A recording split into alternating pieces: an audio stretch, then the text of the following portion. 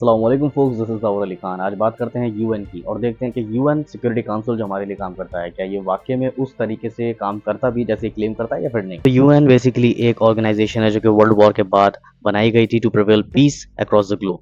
अब इस UN security council के 5 परमानेंट मेंबर्स हैं, जिसमें से है China, France, Russia, UK and US. बाकी के मेंबर्स जनरल असेंबली से इलेक्टेड होते हैं, बट मेन ये 5 हैं।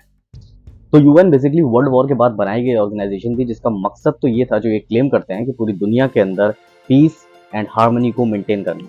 पर क्या हकीकत में ये वही काम करते हैं या फिर इनकी जो रूट्स हैं वो कहाँ तक जाती हैं, इसी वीडियो के अंदर देखते हैं। इनकी ऑफिशियल वेबसाइट की माने तो ये organization peace, dignity and equality के लिए बनाई गई है। एंड इसके अंदर ये भी लिखा हुआ है, it is a place where people can find and share the solution. और वर्ल्ड की इतनी बड़ी ऑर्गेनाइजेशन फेल हो जाती है डीआरसी के कॉन्फ्लिक्ट के अंदर, यानी डेमोक्रेटिक रिपब्लिक कॉन्गो।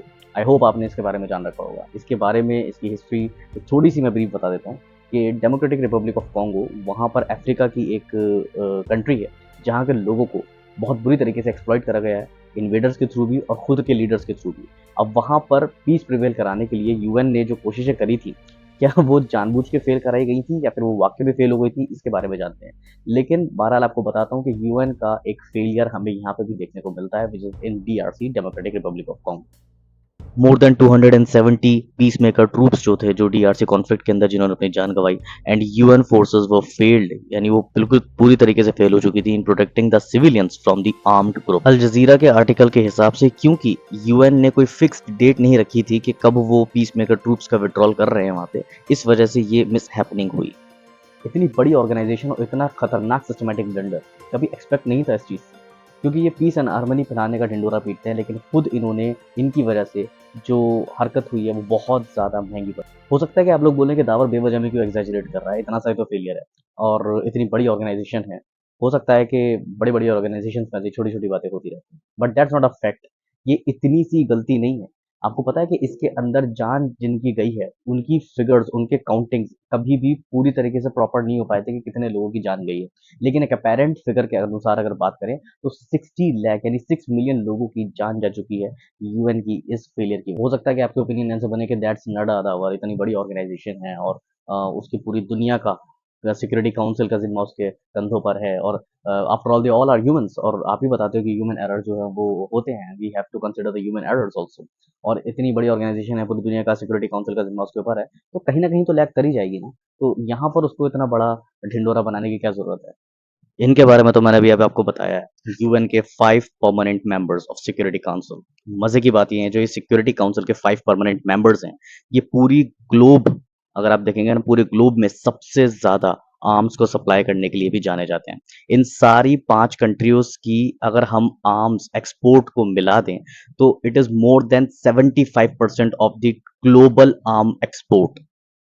यानी एक तरफ तो ये सिक्योरिटी काउंसिल में है और दूसरी तरफ ये दुनिया को हथियार प्रोवाइड कराते हैं सबसे ज्यादा। ठीक है, मोर देन 75% के, जाओ तुम लोग लड़ो। तो यार, हथियार को अपने घर में सजाने के लिए तो लेगा नहीं, ना ही किसी के बर्थडे के लिए लेगा कि चलो भैया चाचा जी का बेटा हुआ है, इसको जाके AK-47 दे देते हैं। ठीक है, हथियार इंसान की लड़ाई में ही काम आते हैं, वॉर्स में ही काम आते हैं। तो अगर ये लोग वॉर रुकवाने लग जाएं सीरियसली, ऑनेस्टली, तो इनका धंधा कहाँ से चलेगा।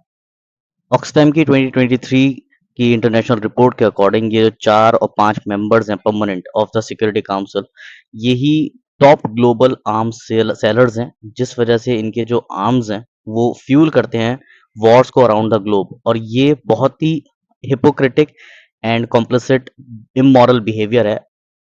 अब ये वो फैक्ट्स हैं जो किसी अंधे को भी दिखाए जाएं तो उसकी समझ में आ जाएगा कि ये लोग सबसे ज्यादा आर्म्स को सप्लाई करते हैं और उसके बाद वॉर्स को फ्यूल अप करते हैं, और फिर ताकि कोई बंदा आगे वॉर ना रुकवा पाए, इसलिए इन्होंने सिक्योरिटी काउंसिल भी अपने हाथ में ले रखा है।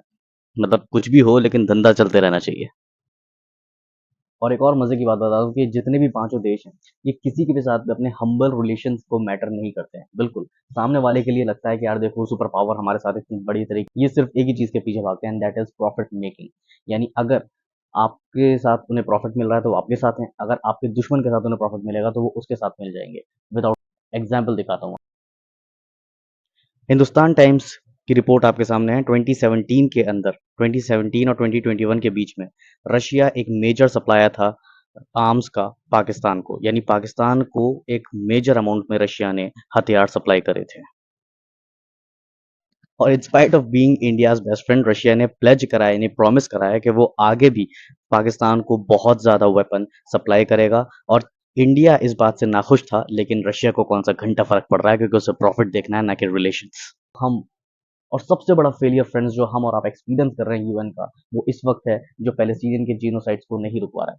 जी हाँ, इससे पहले मैंने एक वीडियो बनाई थी जिसमें बताया था कि सिर्फ मुस्लिम्स ही नहीं, दुनिया भर की एकेडमिक सोर्सेज भी पैलेस्टीनियन के ऊपर होने वाले जुल्म को, पैलेस्टीन के ऊपर होने वाले जुल्म को जेनोसाइड कह रही हैं, क्योंकि ये कहीं से लेकर कहीं तक वॉर नहीं है। बिकॉज मोर देन 75% जो वहाँ पे लोग मरे हैं, देवर वुमेन एंड चिल्ड्रन। और उसके बाद जो अटैक करा जा रहा है वो सिविलियंस के ऊपर करा जा रहा है, वो रेफ्यूजी कैंप्स के ऊपर करा जा रहा है, वो रात में सोते हुए लोगों के ऊपर करा जा रहा है, वो स्कूल्स के ऊपर करा जा रहा है। उनकी होली प्लेसेस को तोड़ देना, उनका इंफ्रास्ट्रक्चर को डिस्ट्रॉय कर देना, उनके रोड्स को तोड़ देना, स्कूल्स तोड़ देना, बच्चों को मार देना। तो ये कहीं से लेकर कहीं तक वॉर नहीं है, इट्स अ प्योर जेनोसाइड। बहरहाल ऐसे कई और एग्जाम्पल्स भी थे, but because I am making a short video, that's why मैंने सिर्फ मेन एग्जाम्पल्स को वहां पे रखा है, जो आपको दिखा सके कि यूएन जो अपने आप को इतना वाइट कॉलर कहता है, एक्चुअल में उसकी जो डीप रूट्स हैं वो खुद वॉर को फ्यूलिंग करने के अंदर निकलती हैं। So it's totally a flawed system और ब्लॉक सिस्टम। बाकी आप लोगों को अगर वीडियो पसंद आई हो तो उसको लाइक कर दीजिएगा, और किसी टाइप का एग्रीमेंट और डिसएग्रीमेंट शो करना है तो उसके लिए कमेंट सेक्शन खुला हुआ है। मिलेंगे आपसे अगली वीडियो में, तब तक के लिए खुदा हाफिज।